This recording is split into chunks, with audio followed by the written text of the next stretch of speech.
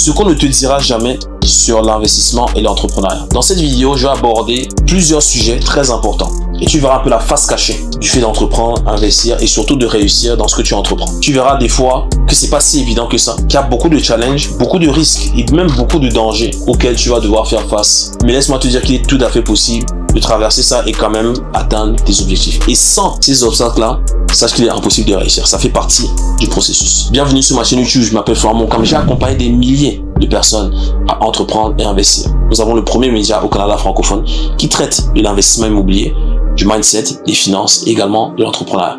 Si tu souhaites faire partie du mouvement, je t'invite à t'abonner à la chaîne YouTube, à activer la cloche de notification, à mettre un pouce bleu pour remercier mon équipe de tournage et surtout à partager cette vidéo à toute personne qui souhaite entreprendre et investir.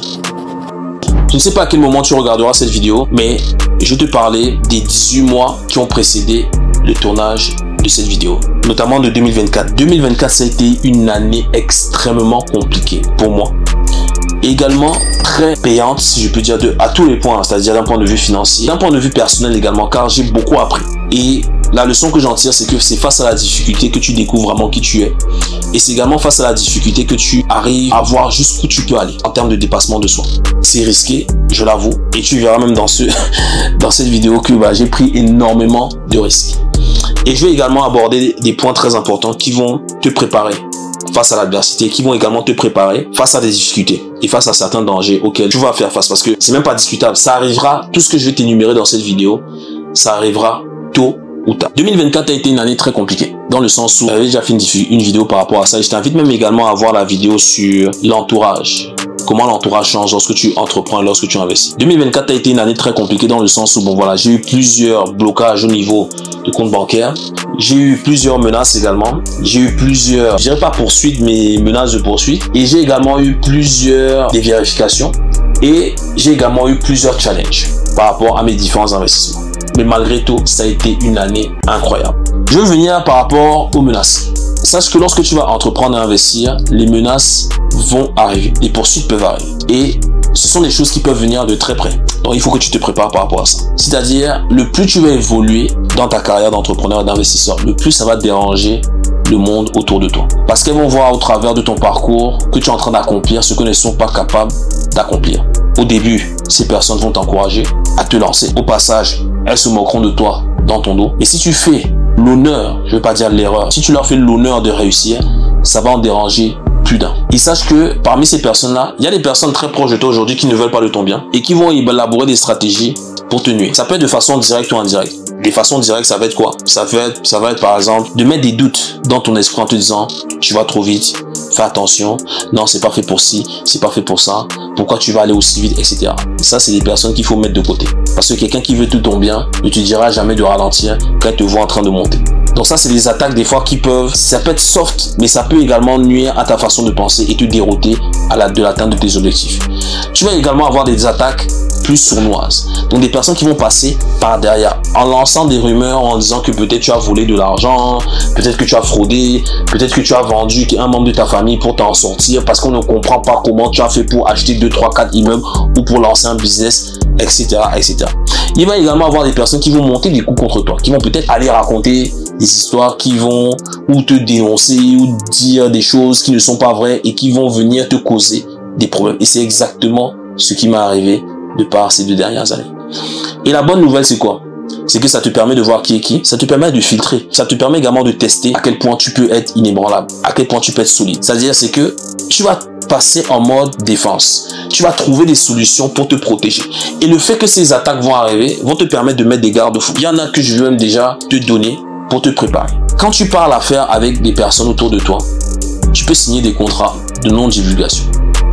Ça peut être des idées de business, ça peut être des projets que tu veux mettre sur pied. Donc, tu peux signer des contrats de non-divulgation qui font en sorte que la personne ne puisse pas partager certaines de tes informations, certains de tes projets. On s'entend bien, un contrat de non-divulgation, ça n'a pas une forte portée, ça n'empêche pas la personne de le faire, mais ça peut la dissuader.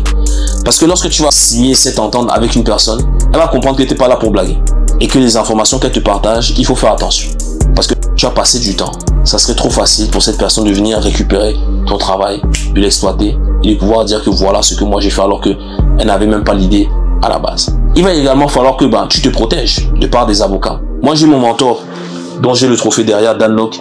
Quand j'ai démarré, il m'a dit Florian, si dans les 3 prochaines années, tu n'as pas au moins une poursuite, c'est que vraiment tu n'es pas en business.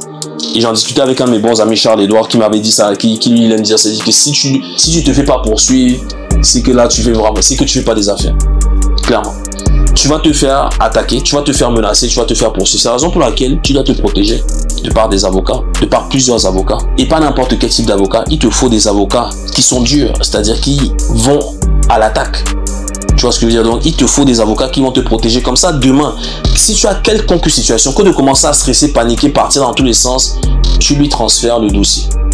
Si tu as quelqu'un qui te dérange, qui te menace, qui, comment dire, un peu trop expressif, de par des injures, tu lui dis, écoute, voilà, tu transfères ça à ton avocat.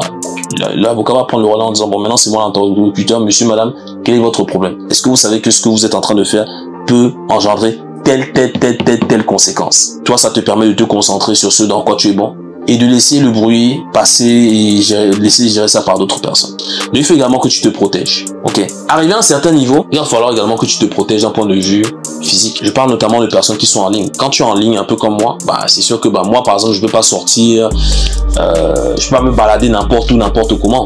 Donc, des fois, surtout lorsque tu fais des événements, je suis obligé de prendre la sécurité.